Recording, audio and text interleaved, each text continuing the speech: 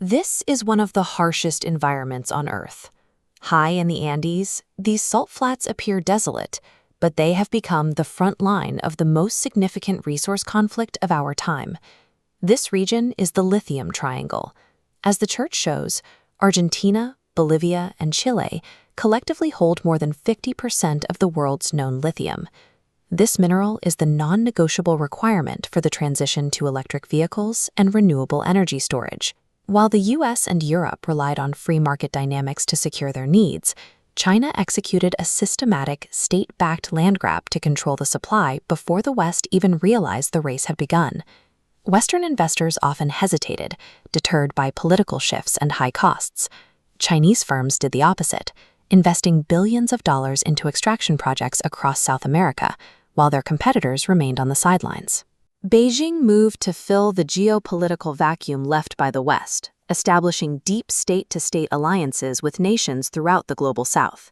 China isn't simply buying individual mines. They are deploying a highly adaptable strategy designed to navigate wildly different political systems across the triangle.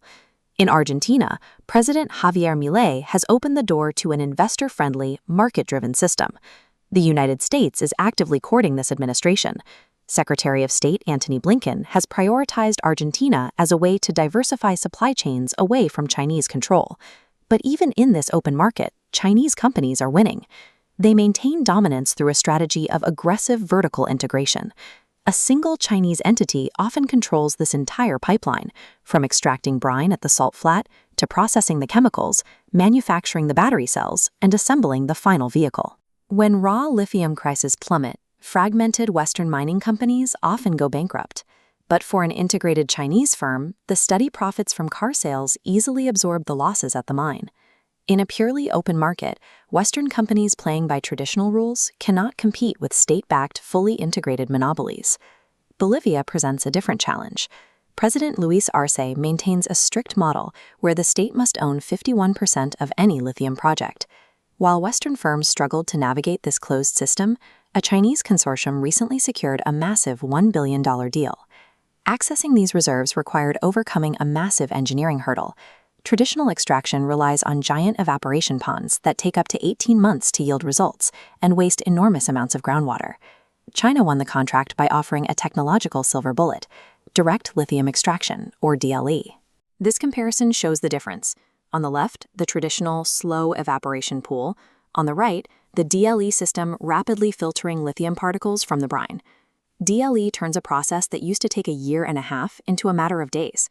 This wasn't just a sale of technology. China used DLE as a diplomatic wedge, promising the Bolivian government maximum production with a lower environmental footprint. This playbook is highly adaptable. China uses raw capital to win in free markets like Argentina, and technological innovation to bypass state-run walls in Bolivia. In Chile, President Gabriel Boric recently moved toward a hybrid nationalization model, requiring the state to take a majority stake in new projects. But China was already entrenched here. By moving years ago to buy massive stakes in Chile's legacy mining companies, they secured their position long before the rules changed. Their early aggression has made them immune to the political shifts that are currently freezing out new Western investors. The results are undeniable. China now controls roughly 60% of all global lithium processing and 77% of battery manufacturing. This creates a massive bottleneck. Even if the US or Europe mine their own lithium, they lack the domestic infrastructure to refine it. Currently, they must ship the raw ore back to China for processing. This shift in logistics changes the diplomatic math. South American nations are realizing they no longer need Western partners because China provides the technology, the necessary infrastructure, and the massive market. But there is a dark side to this boom, a process critics call green extractivism. DLE technology requires massive amounts of power to operate. In remote areas, that electricity is often provided by diesel generators, which undercuts the environmental benefits of the batteries themselves. The extraction continues to drain the fragile Andean aquifers. In response, indigenous communities are protesting the loss of the water they need to survive.